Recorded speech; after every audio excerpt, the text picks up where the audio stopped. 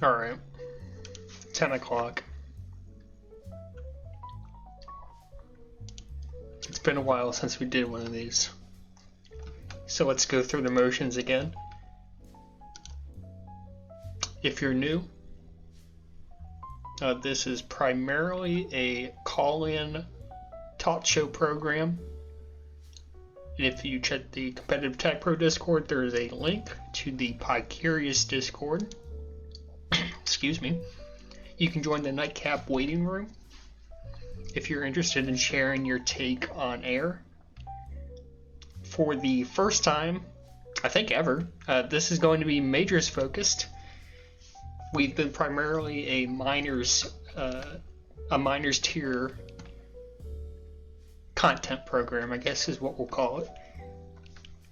But as I've made the jump, so has the Nightcap. So again, the link to join the Discord is in the content channel in the Competitive Tag Pro Discord. If you've got a take about Majors Week 1, or even the season as a whole, I suppose, you can go ahead and join the Nightcap waiting room. I'll drag you onto the stream. Alright, with that said, we can start here. I promised a brand new segment to the show, and we will get to that. In fact, why don't we start with it? So I'm calling this Ghost or Coast. Well, let me back up actually, because this will tie into it nicely. I actually received a statement from the art tag Ice Caps that I want to read before we hop into this. There's been a lot of questions about the status of OK Then. He has stepped back from the Competitive Tag Pro Discord, and there's been some public questions about whether he's actually left the team, if he's still around. It's been up in the air, so I'm going to read the statement that I received from the Ice Caps, and then we can get into our new segment, Ghost or Coast. So here's the statement I was given, and I'll just quote this as written. Quote, an official statement from the art tag Ice Caps, exclusively shared with Balanka of the Nightcap. OK Then notified me that he is ghosting, and that his notice to me is a professional courtesy because of our long-standing relationship in the Tag Pro community. He left the competitive server in order to meditate on the competitive and social pressures that come with being in his position. Bam and myself, the writer of this statement, stayed quiet while he decided whether he wanted to proceed. I'm not personally sure when he last scrimmed or played Tag Pro. To my knowledge, he's been trying to coach his teammates and ensure that he's not screwing them or the AIC franchise over. These actions have been appreciated while the direction of our Majors franchise's near future is in question. Alpha Churro has been a part of our scrims since the beginning of the season and has graciously stepped in as OK Then's replacement. The AIC franchise wishes OK Then the best in his endeavors in the real life because, frankly, performing for a bunch of people on the internet is not nearly as important as his well-being. Whew, we're halfway through. Bear with me. Out of respect for Alpha Churro, we leave the door open for any franchise changes since he's stepping into an odd situation, but he enjoys the challenge in his present teammates. Alpha Churro knew there was something wrong with the culture that likely affected OK Then, but after hours of meeting that cut into our rigorous scrim times, we couldn't pinpoint the issue. JR volunteered to stay up every night this week to set forth a plan, and we are grateful for his dedication. After a full review of the franchise, I promise we're getting there. After a full review of the franchise, we implemented JR's suggestions in full. We revoked Vit's access to the team locker room, and he now changes in the hall and sleeps in the cafeteria rather than the team dorms with the rest of the players and staff. We've also purchased a dog collar off Amazon and gave the remote to Alpha Churro. The intelligence of Vit's remarks has gone up exponentially. OK Then did cite there was one other reason that he finally cracked under the pressures of playing Major League Tag Pro. He did not want to specify, but Bam, Alpha, and I have discussed this at length and decided it was almost certainly Vic. This was confirmed when OK Then promptly returned to the team facility after the measures that JR suggested were implemented. We thank everyone in the league for being nosy or concerned with our franchise's internal affairs. We're fine and have had some solid laughs about it. Tune in Tuesday at 10:30 p.m. on twitch.tv/LackoTV to see if I'm full of crap. I'm editorializing there to see if I'm full of crap and, okay, then actually ghosted, or if I am just really good at marketing. So that is the statement from the art tag Ice Caps. My sense is, okay, then's not actually gone. But I enjoyed the write-up, so thank you to Ice Plat for that. And now I think that's a good tie-in to the Nightcap's newest segment, Ghost or Coast.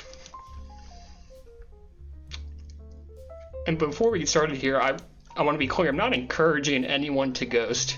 But I thought this was a funny little segment we could do. We're going to look at the bottom. Honestly, it's an 8-team league. There's only so many teams. I'm going to say the bottom 3 teams in the league.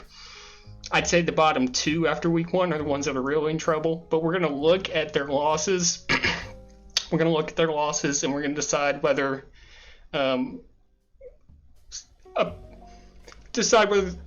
hypothetically, a GM or a top-tier player in that team should ghost or coast along because we think things will improve. So I'm going to start with LBT. Now, LBT's week 1 opponent was my team, the 3000 Split Club. LBT's Jig, Jazz, Dude McGuy, and Poet. They looked really bad. I mean, they looked really bad. It was so crazy to me. Game 1 on Jardum, there's a clip of me, and it's actually on my YouTube Shorts page if you want to go take a look at it there. There's a clip of me juking Jig out on the team boost on Jardum and boosting in for an easy cap. And Coos said it at the end of Game 5, but like that was the turning point where it was like we could get anything we wanted. Like, I haven't juked someone out like that. Man, it's been a long time. And this is a majors game, you know what I mean? You know, the defense was soft. Dude McGuy and Poet, I came into the series thinking it would be fairly challenging. It was not. I think Dude McGuy in particular really struggled. The amount of rub grabs I was able to get off him was significant, and I think that's a huge problem because I'm certainly not one of the best offenders in majors this season. And then, you know, the one thing you think they would probably be good at is winning power-ups because, Poet's historically been a great power-up guy. And we were just like crushing them on pup differentials. I mean, it was insane. So game 1 we finished 13-2 or something like that. And as we went on in the series, obviously not every single game was a blowout like that, but it was never really in doubt for us. We had one game go to overtime, so I guess maybe you could say that one was in doubt, right? Sure.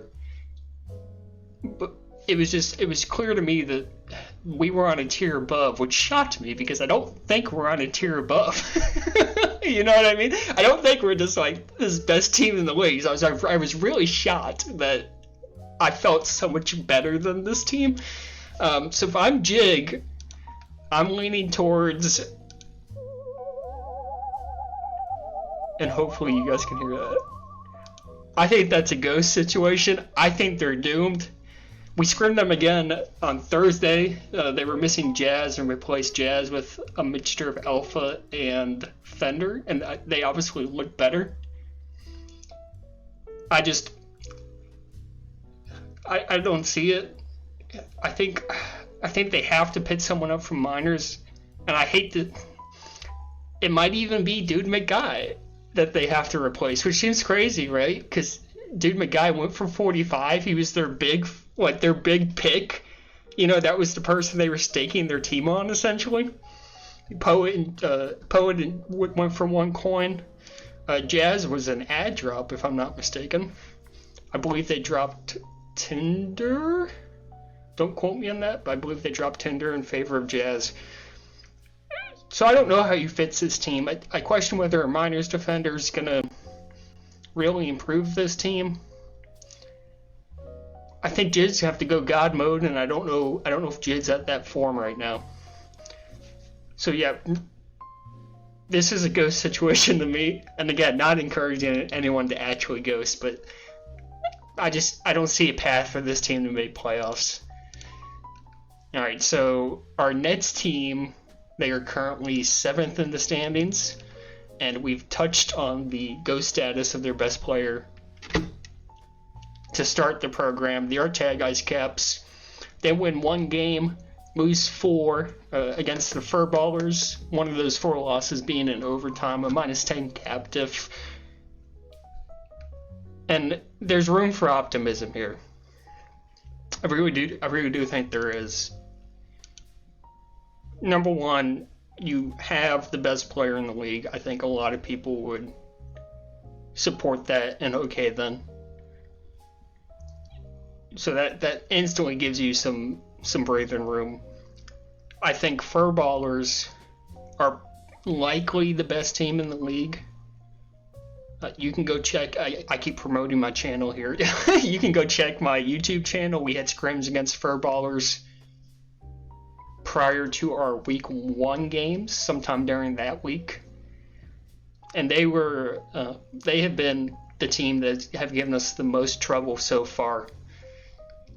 You know, I'd have to go back and check the power rankings. I don't think many people had them super high, but they're just a really solid team, top to bottom. Like Meowza and Jan. I mean, let's talk about Jan for a second.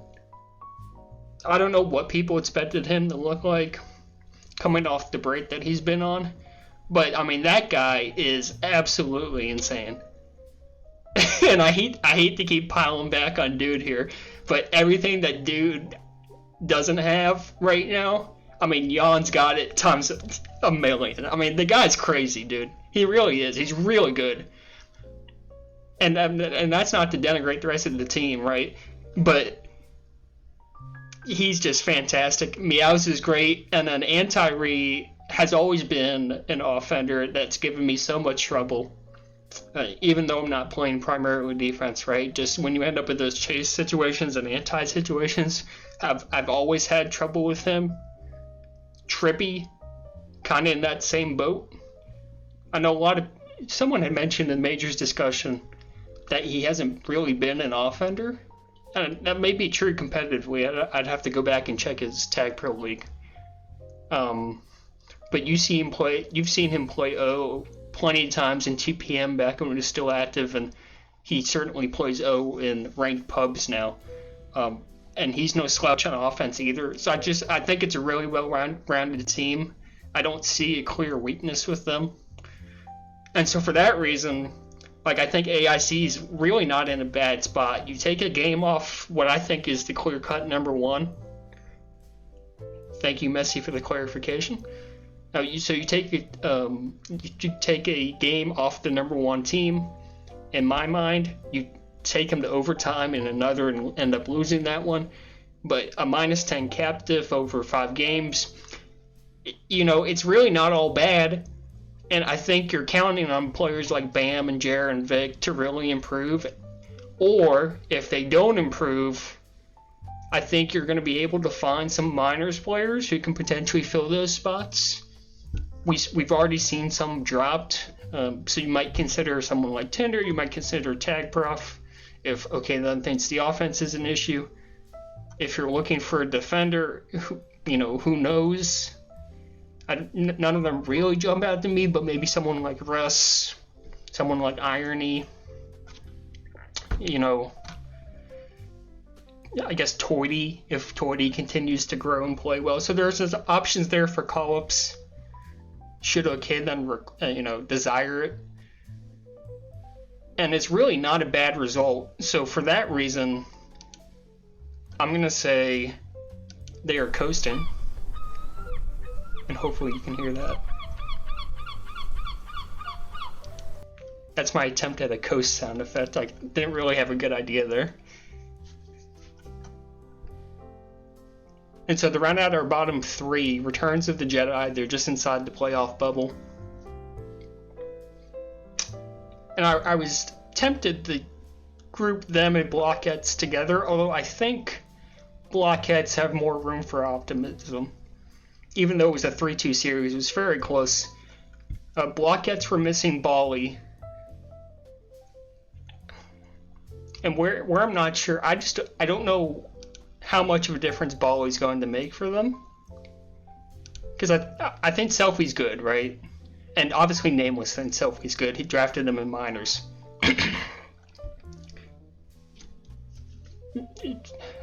I'm unsure how clear of an upgrade Bali would be. I'm assuming he's going to be an upgrade. That's why I'm not super worried about him. They won the series and they're getting an upgrade the following week and for the rest of the season. So setting Blockheads aside for a second, Returns of the Jedi, what really concerns me about Returns of the Jedi, and this is going to sound kind of memey, I guess, but like the ASAP grab stuff, it really worries me, man. Like, I know that's his thing, and it's Dino D. I mean, this goes back years and years and years. But, I mean, we were looking at his grab numbers. I mean, insane how much he's grabbing. I mean, absolutely insane how much he is grabbing. It is crazy. And then he had 49 flaccid last week, dude. 49! I mean, what are we talking about? I mean, that's insane numbers. Over 5 games, he's at 10 flacids a game. Like, what are we doing? I don't know how they managed to win 2 games. I mean, it's insanity, dude. And you wonder, maybe, I don't know, man. It's just, it's worrisome to me. And I know they won 2 games. But we talked about the issues that Blockheads had. I know Nameless has expanded on them in chat. Ran on a bad setup. They don't have Bali.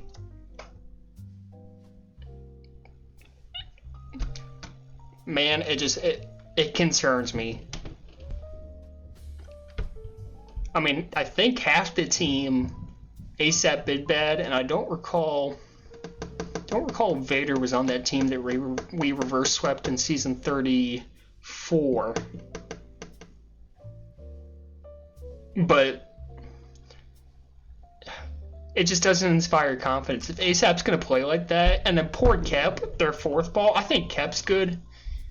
But you can't do that to a rookie majors defender. I mean, you can't flaccid 50 times in a series. I mean, you gotta insulate him as best you can. And Bidbad's good, and Vader's good, and ASAP's good too. You're killing him. And if that continues, I'm really concerned about how RTJ is going to win games. Yeah, so to Nameless's point in chat, potentially they'll make some moves to move ASAP back, and maybe a minors call up or move Kep to O. But if they don't make changes, I don't like what I'm seeing. So that being said, I'm calling this a ghost. Which is weird to say when they went 2-3 to start their season, but I'm not confident. All right, so that's the end of my segment. We'll talk about the last series here just because we're here and it's the one we haven't talked about yet. But that is the end of the Ghost or Coast segment. Last series, Harlem Goldbotters versus I Saw the TP Glow. Weird series, and I say weird because I'm looking at the EU. I think this is for game 4. Messi grabbed 13 times for 3 minutes and 12 seconds of hold, 0 caps. G-Man, that same game, 17 returns, 18 TADs. Power-ups for the game split 9-9. Sadness 12 grabs for 211 of hold and a cap. Aaron 6 grabs for 127 hold, 0 caps. HGB held the flag for over 7 minutes, and they lost the game 3-1. Who's chasing on this team? Why does G-Man have 17 returns, but they only cap 1 time? I'm just incredibly confused. And you can go back at another one of their losses. They lose 3-2. I think this is maybe game 2. Messi, 17 grabs, 3 minutes a hold, 2 caps. Aaron, 10 grabs, a minute 12 a hold. Sadness, 11 grabs, about a minute. Total hold, 537, which admittedly not nearly as much as a Moonbase game. Power-up's relatively even, and they lose the game 3-2.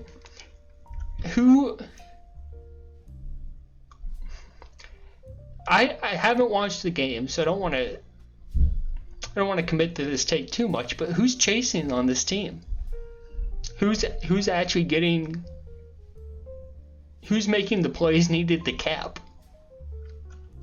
Because Messi, as is typical for him, is leading the league in hold, I believe. But I just, who's capping? And who's getting who's making the plays for this team to cap? And they played against a team I don't think is very good. Waters' team, even with the Deku call-up, I don't think that's a good defense either. I don't think Button and Deku's particularly good. I like Spork on offense with Water, and I think that's a really good O, but I think at best that's an average team, and how do you have Messi holding for 3 minutes? You guys hold for 7 minutes in a game, and you're losing.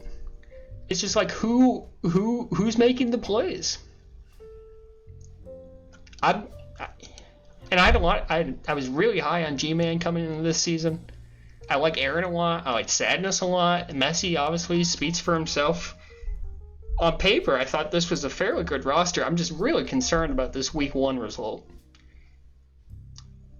It feels like Messi just has to hold for a million years, and it didn't strike me as a team where that would have to happen, so it's fairly concerning to me.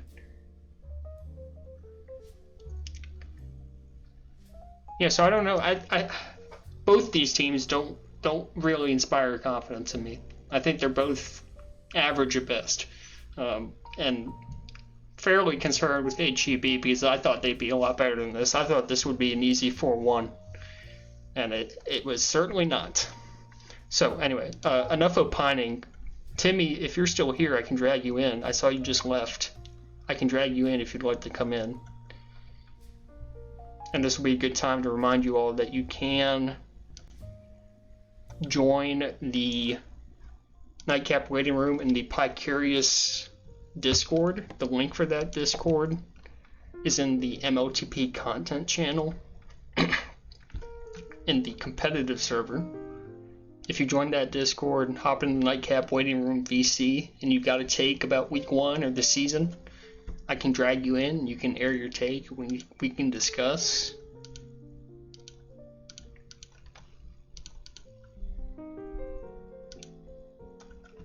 Timmy, come back, we miss you. Beast, you say that, I think, just because you're not in majors.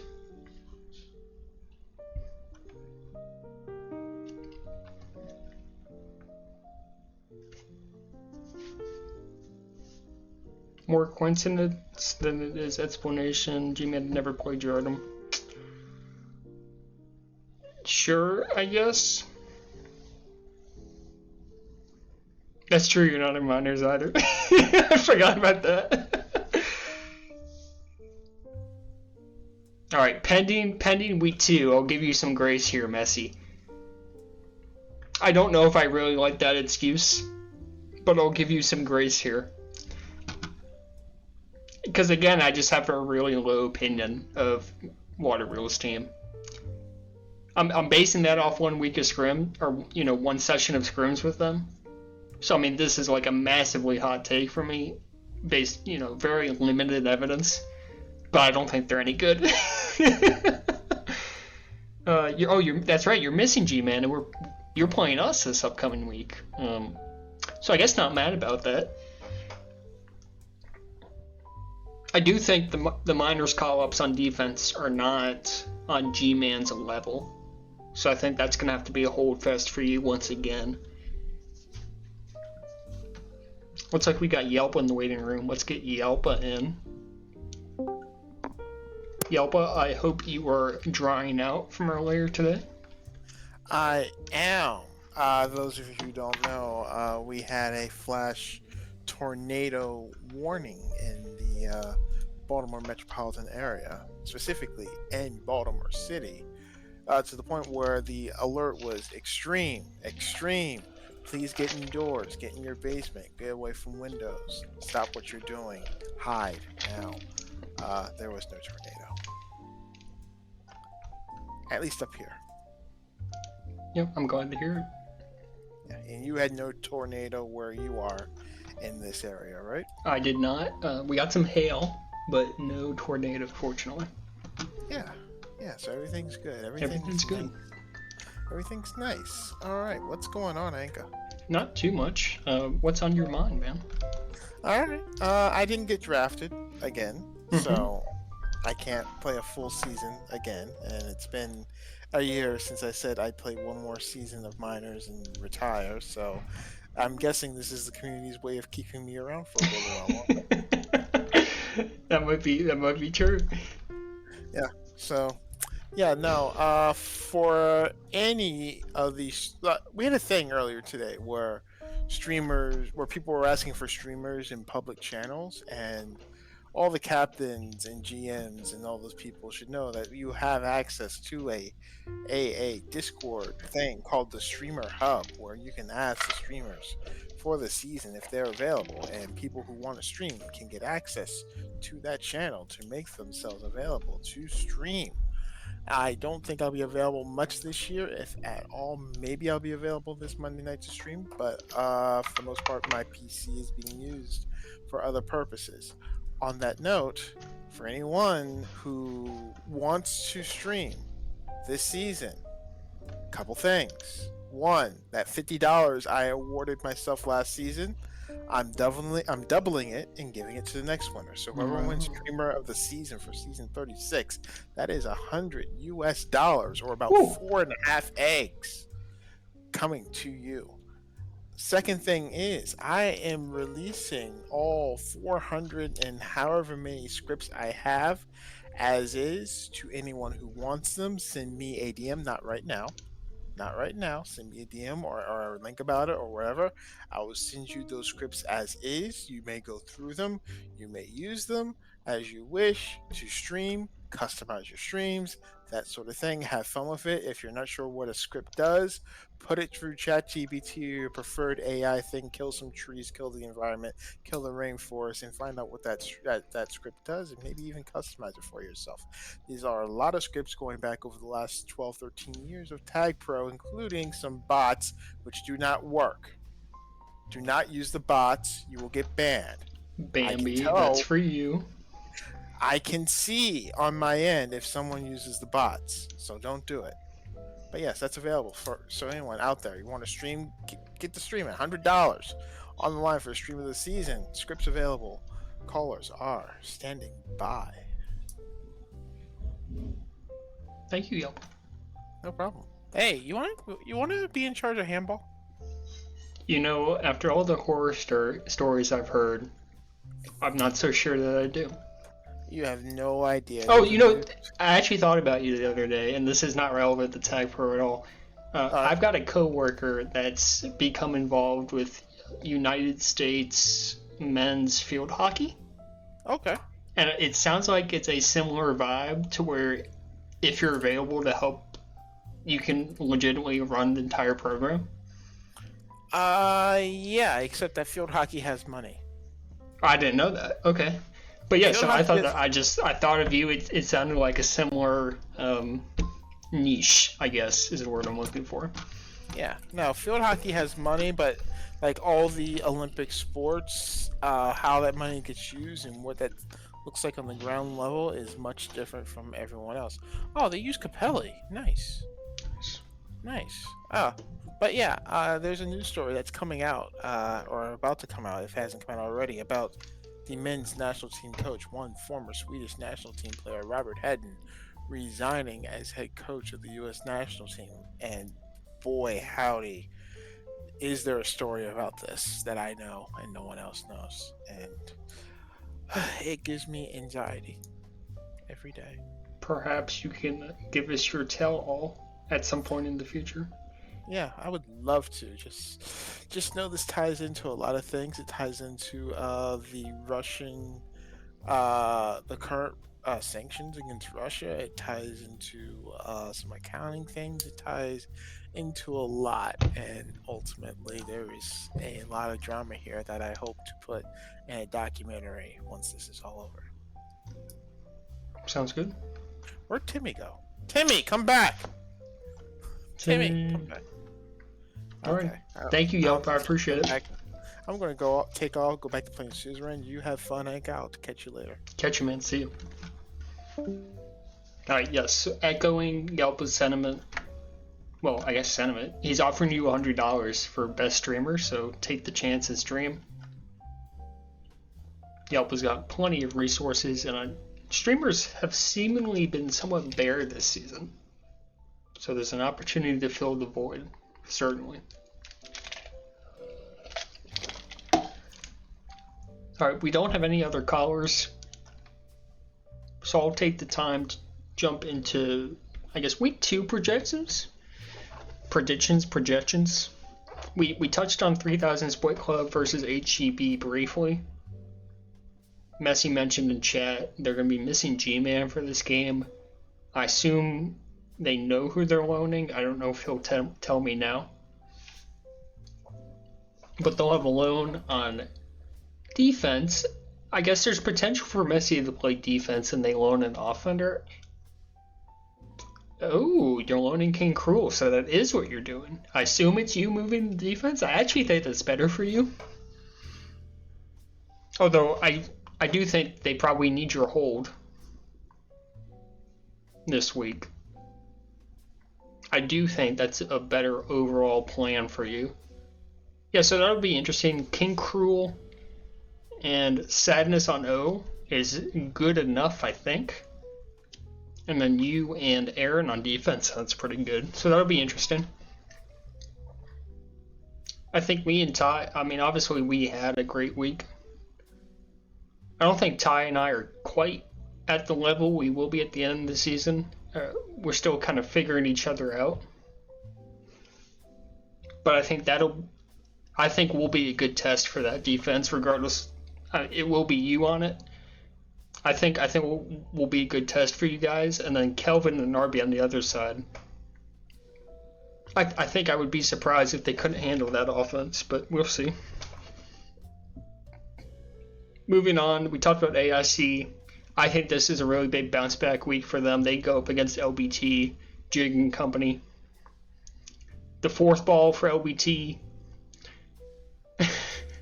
whoever that is, that spot really concerns me. Jig, I mentioned it, was not able to go carry mode against us in week 1. I think okay then and Company, this is going to be it will obviously be a much easier matchup for them than they had in week 1. I think okay then's going to be fired up.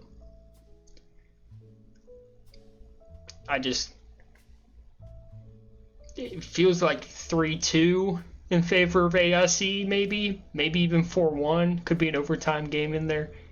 I'm just really low on LBT. I've said it, I don't think they're good.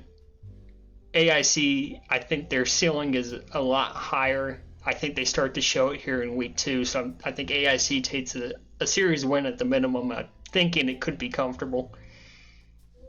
Returns of the Jedi versus Furballers. I've said it already. Furballers, I think, is the clear-cut number 1 team in the league. I think if ASAP continues to do what he's done, Jan is going to have a stat week for all stat weeks. Part of me part of me thinks this will be worse. Like, I think Furballers might look better than they did week 1. I think just because Returns of the Jedi don't have an okay then. I'm sorry to keep slamming ASAP if you watch this back or if you're here. But I really think if he continues the play style that he showed in week 1, Furballers are going to feast and this won't be close. So I'm thinking 4-1 or 5-0 for Furballers here in week 2. And then TP Glow versus the Blockheads. Blockheads will get Bali back. I guess Rena won't be in a weird setup this time. And I said it already, I think TP's week 1 was not a particularly great week 1. They won 2 out of 5, not the worst result. I talked about it. I don't think HGB was a great opponent or anything like that. I think Blockheads at full strength are going to bury them. I see another 4-1, which it's kind of weird. Like, I see all these, really the only potentially close series I see is AIC versus LBT, but even then I think AIC should win fairly comfortably. It's weird. It's only 1 week. It feels like we've got a pretty good sense of who's who. Which again is weird to think after week 1. But, I posted my hierarchy and majors discussion whenever that was. I guess it was on Monday or Tuesday. And it feels like we kind of got it figured out, right? I think Furballers is 1. I think they're the clear-cut favorite. I think there's maybe a blobby middle that comprises of us, comprises of the Blockettes, and I believe I had... Who else did I have in there? Maybe RTJ, although talking about them tonight, I might slide them down. It's half a tier. And at the bottom, I think you've got LBT. AIC is currently at the bottom, although, like I said, I think maybe they'll get to be an average team. Yeah, it feels like we know who everyone is, which is a bummer after 1 week, and we've got 5 weeks left to play, and then or 6 weeks left to play, and then playoffs. And maybe week 2 will change perceptions. But I think certainly we're going to have to see some roster movement, whether it be trades or call-ups and drops after week 2, if we want to see kind of the pecking order shake up a little bit. Timmy is here. Timmy, I apologize. I saw you late last time. Hi. How are you? Great, how are you? I'm doing okay. What's up? Oh, nothing. I'm just checking in with everybody, seeing where everybody's at. You sound under the weather. I am indeed. I'm sorry to hear that. Oh, that's okay. That's what I get for working with kids that wipe their noses with their hands, Yeah. Your school year's got to be almost over, right? I have 3.5 days left next week. Oh my gosh. I know. I feel like next week's gonna be like the shittiest week ever. But it can't be if the draft is next week. Whoa! Ooh. I'm so excited. What are you most excited about? Nothing. It's gonna be shit. So I don't know. Has the CRC released GMs for the novice draft already? No, I think we're still waiting on one more. I think we know of 5. Can you tell me those 5? Oh, let me look at this list. Mm-hmm. I'll stall for you real quick. I think there's some interesting stuff with novice this season because, like, JKHS didn't get drafted minors, so he'll be down there. I know Gamma got called up actually, but he's a DEP, I think. So some interesting personalities in novice. Right now, I know for a fact Fender, Russ, and Misery have accepted. That's 3. And I think we're going to have 6 teams, so that's half of what we need. Gotcha. I can't think of who else. And I can't find the list. I'm just stupid. Voted me in. That's alright. 3 out of 6 is fine. I guess I hate to get too in detail while you're ill, but I guess any thoughts since you are CRC on. I'm curious what brought you guys to 8 sits as your final tier size. I know there was talk about making minors and novice a single tier. I guess when did that change? Well, we initially didn't want to ride on it being 886. When we had numbers for 8, potentially 8, we really wanted that to happen, but all these bitch-ass players are dropping because they didn't get to make it into minors. I'm like, get over it. It's a summer season. True. It's so stupid. So originally we weren't running with 886, but now we have to. When we were looking at keeping majors and then everybody else, just 2 separate leagues, that's when we didn't have good signups, and then we had a decent push probably a few days after that discussion happened, so we were able to have all 3 leagues. Gotcha. Let me ask you, so I think, gosh, this is your 3rd consecutive season on the CRC, is that right? It is indeed. So, kind of a shake-up, excuse me. Bam has come back to the CRC, gosh, I can't remember the last time he was on it, but for a long, long time was an NLTP CRC member. I guess maybe if you can talk about what Bam's brought to the CRC this season. I love Bam. He is just so on top of everything in a way other people haven't been the past couple seasons. Asking a lot of questions, keeping in touch with other community members, which is usually what I try to do. So having somebody else be on top of that too, and just having extra point of communication has been really helpful. He's just brought a lot of good ideas to the board. He's good at making his case for ideas that he has. He's good at listening for other people's opinions. It's an interesting mix for it to be like BBB and PK and BAM. Tinder and I are just kind of like outliers. I think Tinder will let anything happen if he's convinced enough. And I usually try to vote in a way that I think the community would want me to. So it's interesting to see all the new ideas this season. But I think there have been a lot of good discussions this season that we haven't had previously. One of those decisions, and I don't know if I would really call it revolutionary or anything like that, but tying into what BAM's been doing, it seems like there's been a concerted effort to really emphasize restrictions and enforce them. And I know that's certainly factored into the majors draft, and we just had the minors draft, and that came up a fair amount. So I guess what was the thought process behind that?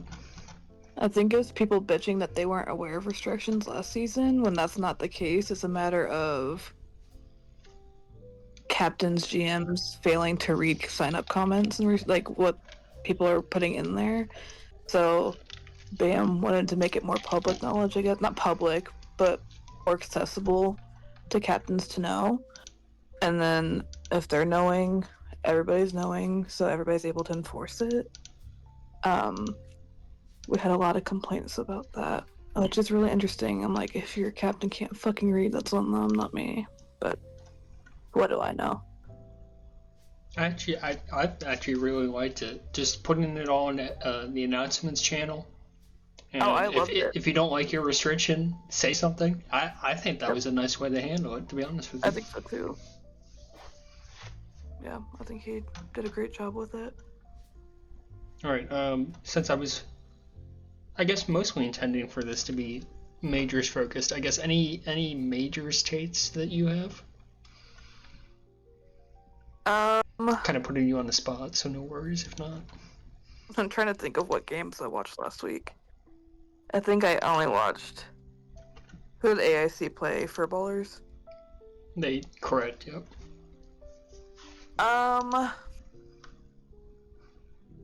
No major standouts last week. I think I watched 2 games. That was the main one that I watched, though. Yeah, nothing crazy, but I think that happens with the summer season. There's nothing really that stands out to me. The draft was interesting based off of. Let me go look at the rosters. There's a specific team that just like really stood out to me as like I would never expect that. But maybe I was like not fully there. Well, I would agree with you. I think this draft certainly had more people involved in majors that were new or returning than I think has been recently. Yeah. I think LBT initially with Tendy on there would have been a really interesting team. Rest in peace. And then I thought footballers looked really interesting too. Other than that, nothing really stood out to me. Well, so you mentioned Tinder. I was just surprised, and I don't know how their scrims went, but I was surprised when they swapped Tinder for Jazz. And not that Jazz is bad. It seems, at least like fairly comparable to me. I thought so too. But yeah, so that surprised me a little bit. I kind of wonder if they regret doing that after how they played week 1. Yeah, I was kind of wondering the same thing. It was, with the time that it took for them to make the decision, it was a pretty quick turnaround. And then the performance to back it up, I was just like, oh. Yeah, I don't know. Tinder says in chat. Performance way. I'm sorry to interrupt you. Tinder says in chat he can't scrim until 10:15. So that's fair enough, I suppose. Oh God! Imagine having kids. Was that one of the restrictions? Do you know, or was that left open? I think that was left open. I think he just made it known that he wasn't going to be able to because of babies at home. Gotcha. I could be wrong. Well, that's really not relevant to Tinder, but him saying that, I saw Messi in chat earlier. They're always asking for substitutes for scrims starting at like 10 or 10:30 p.m. Who is scrimming that late? That is insane to me. Not me. Not me either. When I had a GM last season, just like last case scenario, it was if my scrims were not before 9:30, we were not having scrims. After 10 does not make any sense to me at all. We got some supporters in chat. It doesn't make sense to me. No. And like, I stay up pretty late. I just don't want to be doing anything after a certain time. Sure. I don't know what it is, but like, I'm probably just being in front of the screen, but I'm always like kind of juiced up for like half an hour and an hour after I get off scrims. So yeah. I don't want to end scrims at 11:30 and be up past midnight, All right. Well, I guess anything else to plug here before I dismiss you? No. I think we're hoping for the novice draft to be Wednesday. Until we have our last GM, we won't have the when to meet, so we won't know for a fact. But when we know, everybody else will know. Sounds good. Timmy, thank you for stopping by.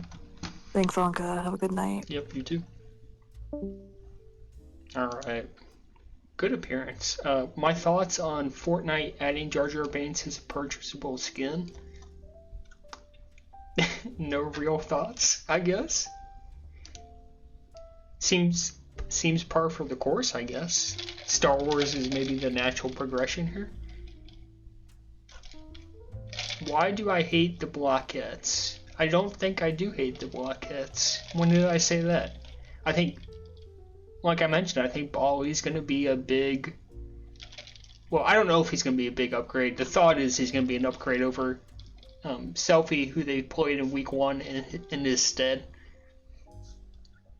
I think Rena and Nameless is probably one of the best duos in the league. So pending the Bally performance. Oh, you just surprised I had them in the middle? It's just because I haven't seen Bally do it. That's really it to me. I like Nameless and Rena a ton. Like they're certainly up there for maybe even the best starting duo for a team in the league. I wasn't sure how Bally was going to look. Nameless said he sounds like he looks really good, and if that's true, I think they can keep up with Furballers. I just don't know that yet. So until I see it, I'm keeping them down, because I've seen Furballers at full strength, and they look really good.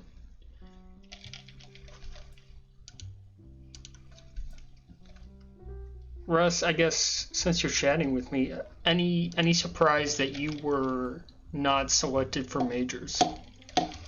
Did you expect to? Is there anyone you think you probably should have been taken over? Are you expecting a call-up? Would you take a call-up? Can you answer all of those in order? I actually thought you had a fairly good chance of getting drafted. I think I don't know if Water Reel hates you or not, but that could be a team I could see you potentially getting an offer on. AIC is another one, depending on how week 2 goes. Again, I think this is going to be a get-right week for them. But if it's not quite the get-right week, and they struggle their way to like a 3-2 win with like an overtime win or something, and OKThen's really not happy with his defense, I could see them trying to make a move there. And then you wonder if RTJ has a bad week and they want to keep ASAP on O, do they sacrifice Kep in favor of a call-up? So there are some potential call-up opportunities for defense, I think, for sure. Offensively, probably not so much. LBT is probably your one team right off the jump that I think could use an O upgrade. But honestly, I think they're probably looking for a way to upgrade their defense too, which they feel like LBT feels like a team that needs to make some trades. It can't just be a call-up drop situation that fits them. I think they've got to make some trades.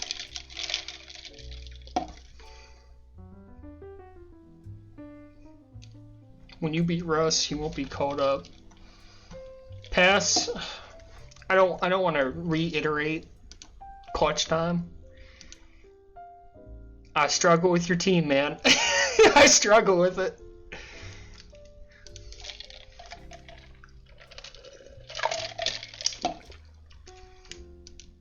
If no one's going to call in with any other Tates, I might start to wrap it up here. I really don't know if I have much to add. Talked about week 2, talked about week 1, did our little Ghost or Coast segment. Good stuff from Timmy on the CRC Yelp with the streaming. I think we covered some good ground tonight. We could talk early award potential, I guess. I mean, overreacting to week 1, most definitely, but I guess we could do that.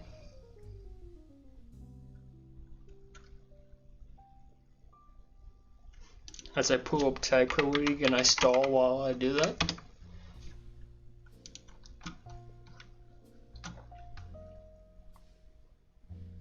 That's a good thought. Wonder how much rank played into draft plans. Actually, that's an interesting topic. I'm glad you brought that up. I think it factored. Well, let me back up. Majors, I question it. I think minors and novice, it's going to be a bid deal. Well, I guess past tense for minors, I think it was a bid deal. Excuse me.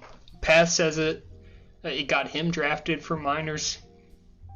I think it gives, like when I was captaining, especially back when I captained novice teams, it was hard to use pub stats as a gauge, but pub stats, especially if you're looking at like their rolling 300 once it got introduced, like it gave you a sense of whether there was potential or not, right?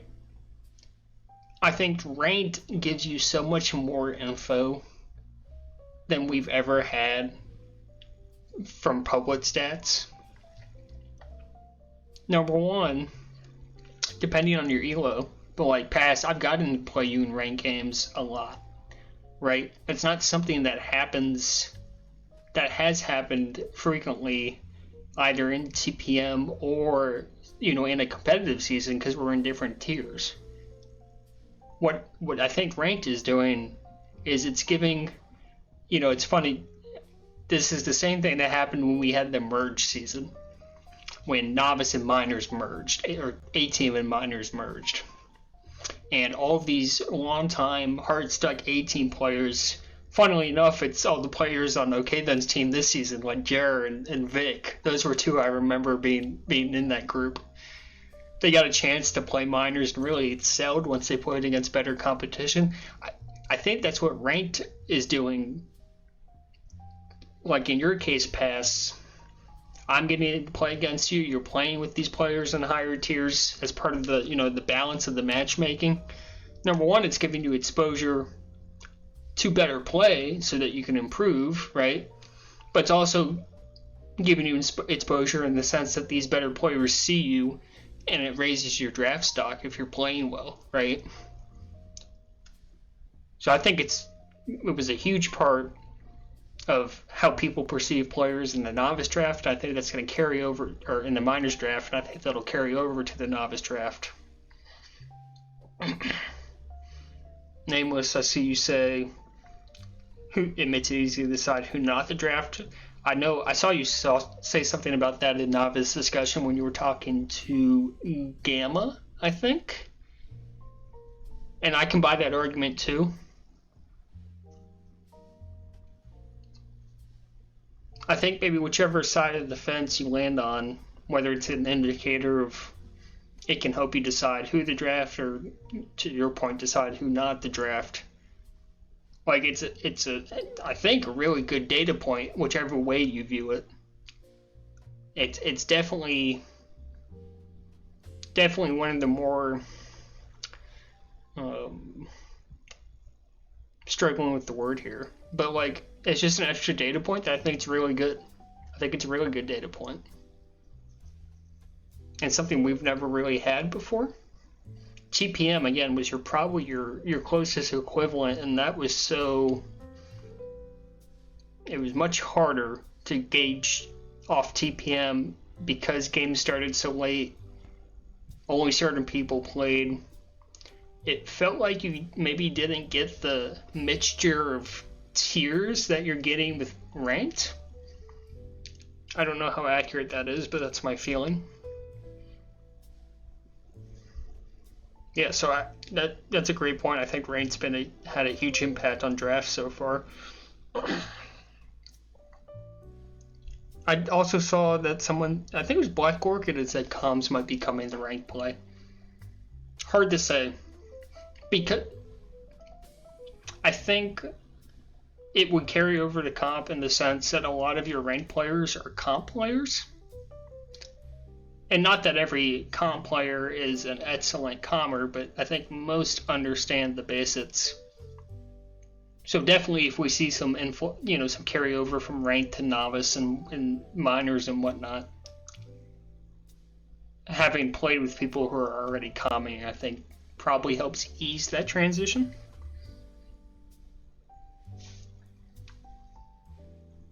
And good comms not really limited to tier, right? So even in your lower tiers, you'll have people who can comm fairly well.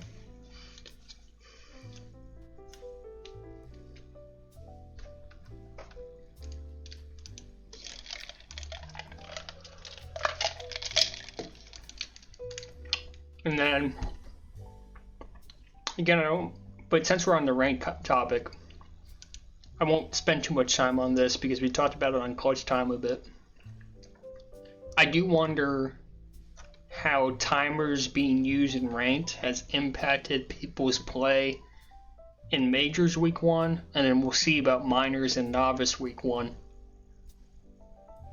I've heard a couple of people talk about how they've had to get used to not having timers again. So I wonder if that's a more prevalent phenomenon than just a couple of people who've talked about it. And I wonder if it's going to, number one, if it already impacted a good number of players in majors for week 1, and then come minors and novice week 1, whether it's going to impact them as well. Because I've advertised it before, I don't play with timers on in ranked, and so going to competitive to me feels exactly the same. For a lot of people, that's not the case, and if you have someone like Jig, who I think's played, 500 plus games, whatever he's at now, going from timers to no timers, that can trick your fingers a little bit. So I do wonder if that hampered Jig, and not just Jig, but other players in week 1.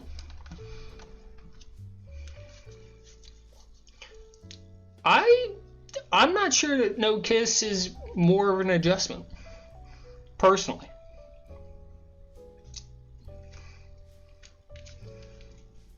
I think it took me all 1 game to get used to no kiss again. I think being so used to knowing when stuff is spawning really kills your game sense, I suppose.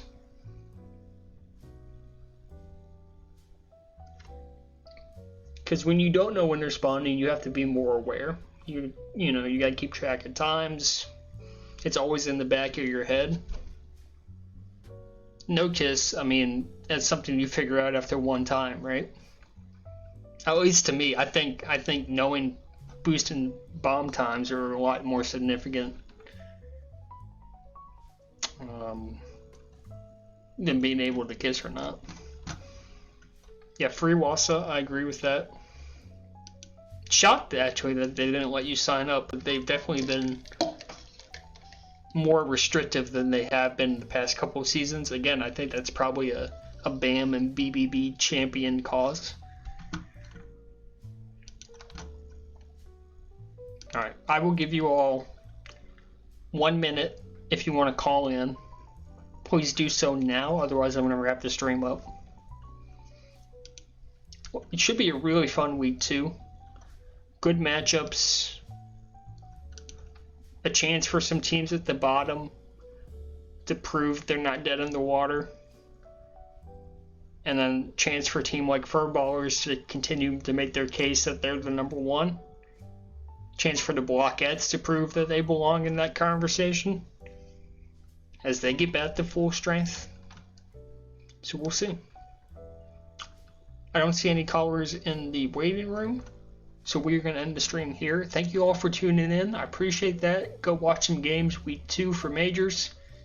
Minors week 1 on Monday. Reminder that after the last game of week 1 minors, we'll have a new episode of Clutch Time, and it sounds like we'll have a special guest joining us. So that'll be fun. So tune into that. And we will see you next time. GG's, everyone.